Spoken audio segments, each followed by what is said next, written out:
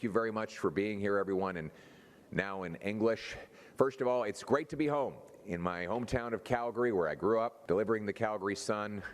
I think we have some Sun people here. We have the Dinger. Rick Bell grew up reading the Dinger, and Rick has lost some weight since then. Rick looks great. I delivered his paper. I also got a chance to work at the Calgary Stampede, worked over at TELUS Communications. And my story is I was raised by a couple of school teachers, and you know what, my memories of that time, growing up in the 80s and the 90s, is that though we didn't have a ton of money and we went through hard times like everyone did, particularly in the early 80s, we always had enough for meat and potatoes on the dinner table. We had a nice house in the suburbs with our own yard, our own dog. I was even able to, my folks were able to save up enough to get me registered for hockey in my early, around 12 or 13 years old, a little late, too late to make the NHL, but so I had to settle for politics. But the great thing was, above and beyond all of the particulars of our material existence, was the promise for the future, the hope. My folks always told me, you want it, you work for it, and you can have it.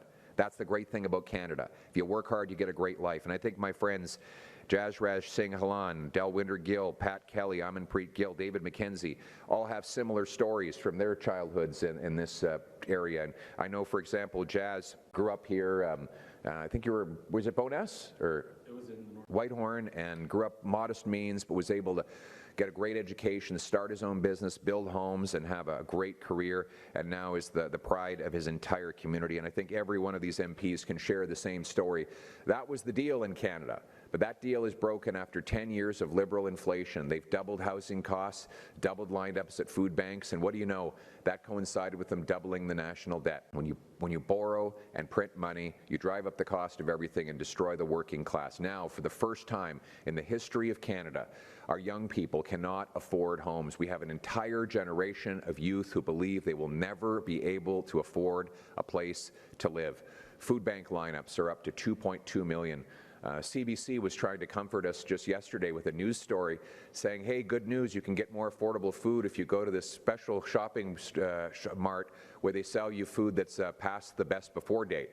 So now you can buy rotten food, and and you'll be able to afford it. So that is the CBC's solution to liberal food price inflation, which gets worse and worse every single day. Now 20% of Canadians are skipping bills because they have to put the money to higher grocery costs. This is the unnecessary result of liberal policies. And before we go blaming some exterior factor, let's be clear. Food prices in Canada are rising 50% faster than in the United States. We are the only country, according to the food professor, that has had 4 consecutive quarters of food prices rising faster than the Bank of Canada's target. This after Mark Carney promised that he would be judged by the prices at the grocery store. Well, so much for that promise. He's broken every single promise he made. He promised the fastest growing economy in the G7. He's delivered the fastest shrinking economy. He promised that he would negotiate a win and a deal with Trump by July 21st. Still no win, still no deal, still no elbows, still no jobs. He promised to double home building. Home building is expected to drop by 13%. He promised that we would have develop our resources and increase investment. According to his own budget documents, investment has dropped in every one of the quarters since he became Prime Minister 8 months ago. He promised that he would spend less. And of course, that is the biggest broken promise at all. We now see Carney's costly credit card budget. He doubles Trudeau's deficit. You know, it's almost unthinkable. No one thought anyone could spend more money than Justin Trudeau. But Mark Carney said, hold my beer. And he came along with a deficit that is twice the size of the one that Justin Trudeau left behind. A deficit of $78 billion is the biggest in history outside of COVID, $16 billion bigger than Carney promised during the election. It is almost all due to increased spending, not due to tariffs from abroad. In fact, Mr. Carney has brought in $150 billion of new spending, and offset by the promised savings that he says he will achieve over the next 5 years, it's a net increase of $90 billion. Almost all of it is on operating expenditures, not on capital investments. This is with a doubling deficit, the biggest non-COVID deficit in Canadian history, Mark Carney has introduced a credit card budget that will drive up your cost of food, housing, and fuel, and that is why Conservatives unanimously oppose it.